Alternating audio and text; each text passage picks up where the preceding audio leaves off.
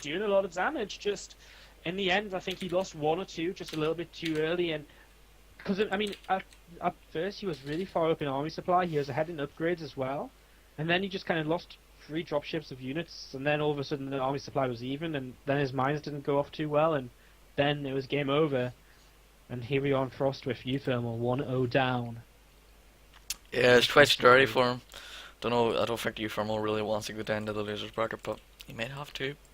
Yeah, I mean the thing is, at least he's got another match. Like if he loses this year, he's still got an opportunity. He has to beat either Patastar or Tamikas again. So, if he loses here, it's not like he's out. But it would be nice to go through in first place, get a little bit of a better seeding. But I mean, as it stands, Patience, he's going to be feeling pretty confident. Go through in first place, get a nice seed, play against someone who finishes second from another group. He's going to be feeling pretty happy about his time in the Winter League, I'm pretty sure, right now. Yeah, I would definitely agree with that. So I want to see, what do you think will happen, Woody? Do you think Patience is going to go for the same sort of build? Do you think he's going to play a little bit aggressive at the start, and then fall back, and then an economic build? Or do you think he's going to go for a really greedy build, or a really aggressive? Yeah, I don't know. I mean, it's Frost. You know what? I reckon his Patience will open Blink again. Okay. And I just think for uThermal, it's probably going to try something similar. Unless uThermal goes crazy and goes like 3 CC gasless, which is something he could do. Big map, change it up massively, take a risk. If it's a matchup he struggles in, why not take a risk? Yeah, I definitely agree with you on that. We have seen his multitasking, as we have repeated. But if he has a strong economy behind that, we've seen he didn't have the strongest economy last game. So imagine if he had a stronger economy, more barracks, more production. What do you think would happen? I think he would stand a better chance. I think the thing is though, like he is obviously just gearing up all the time to go for this big 2-base push, while trying to do damage with the drops. And this time he may say, well, I'm not going to be able to do the damage with the drops I need to make the 2-base push work to set Patience far enough back. So maybe I should just go for a 3-base play. Like I think maybe that is the better option. I don't know. It's so hard to say because I mean, he knows what strategies he's practiced here. He knows what's coming, and the question is, how much has he practiced for kind of a TVP best of X setting?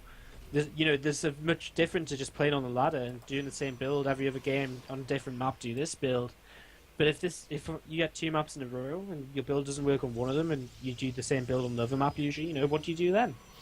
Yeah, I don't know how to answer that, to be completely honest.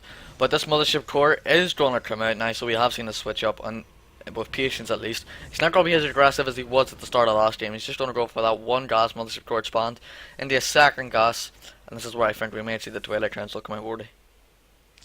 Yeah, I do think the Twilight Council is going to come down. I mean, Frost's a good map for Blink in general. You've got that surface area. Yeah, it's a big map, so again, drops are a big possibility, especially with how easy it is to jump between the 3rd main and natural. So it's useful in the mid game as well. And again, Blink gives you that versatility to just change things up. If you want to, you can be aggressive with it. If you don't want to be aggressive with it, you can just macro. But hey, we're completely wrong. There's the Stargate. And Patience right now, he doesn't know that it's cross positions, and when he realizes that it's cross, he's probably going to think to himself, well, this isn't the best, because by the time an Oracle gets to uThermal space, he's going to have more than enough time to have plenty of Marines, so it's really going to have to come as a surprise here. Yeah, we already did see that uThermal was prepared for any sort of Oracle play with that turret being up nice and early.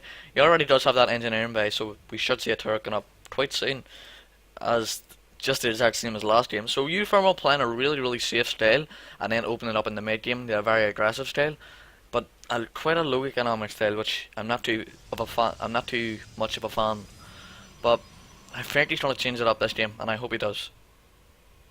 Well, he need to win. Oracle. 2 more gateways on the way. So not too crazy. In fact, I'm a little bit surprised to see these gateways come down so quick from Patience.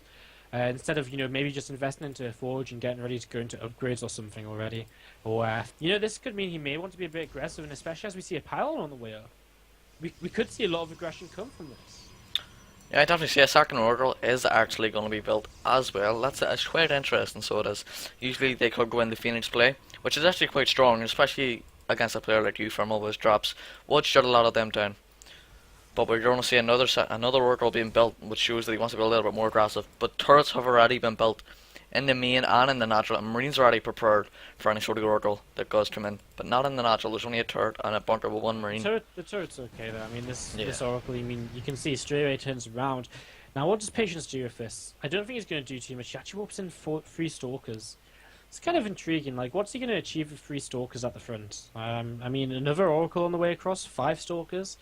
So, I mean, he's obviously just going to try and target this bunker down ASAP and just see where he can go from there. But there's so many Marines out. I mean, we're almost at 60 Marines, and by the time this hits, we're going to be in the 20s for numbers of Marines. So, how does this really do damage from Patience? I'm not sure. I mean, we've got 50 seconds until Stim, so we're going to have to see very soon some kind of, attack. This has to hit right now, because Stim, once that finishes, this army stands no chance at all, and here come these Stalkers.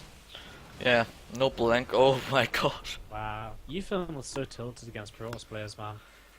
I just don't think he feels confident.